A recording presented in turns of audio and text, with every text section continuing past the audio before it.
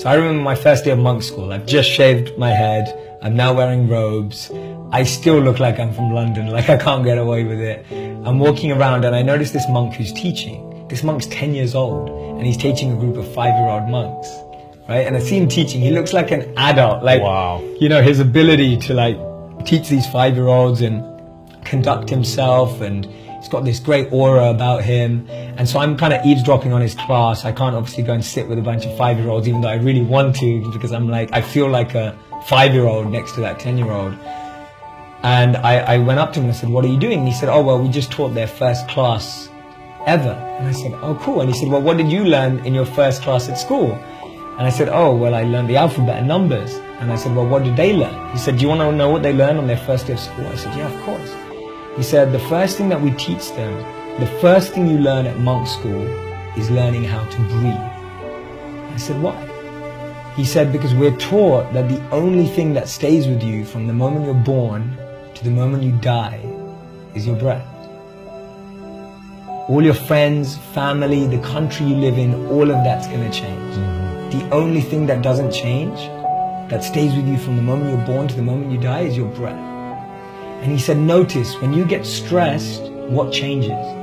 Your breath. When you get angry, what changes? Your breath. When you're sad, what changes? Your breath. When you're happy, what changes? Your breath. Every emotion is experienced with the change of the breath. So he said, when you learn how to navigate and manage your breath, you can actually navigate any situation in life. And I was just blown away. I was just like, wow. And then I remember researching it and noticing how athletes were taught how to breathe, musicians, singers, especially those who play wind instruments, who have to reach really high notes. They're all trained how to breathe because they have to use their breath in challenging, stressful, pressure-filled situations. But I was like, so are all of us. You've got to go on stage in front of 10,000 people. You've got to go to a concert. You just lost a deal or a contract.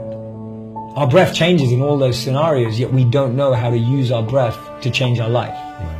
And so for me, that was a huge learning point where I just thought, wow, that's what you're taught. The priority is on the root of things, not the leaf or the symptoms. And that's the biggest thing about living as a monk. You're not dealing with your challenges at symptomatic level. You're dealing with it at root level. Right? People say, oh, if you're stressed out, just take a stress pill. If you're stressed out, just go to get a massage.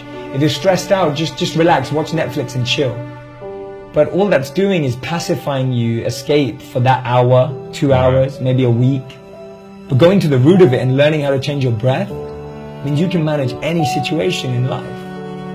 And that principle, that's an example of the principle which is so much deeper. That always go to the root. It will take longer, but it will last longer.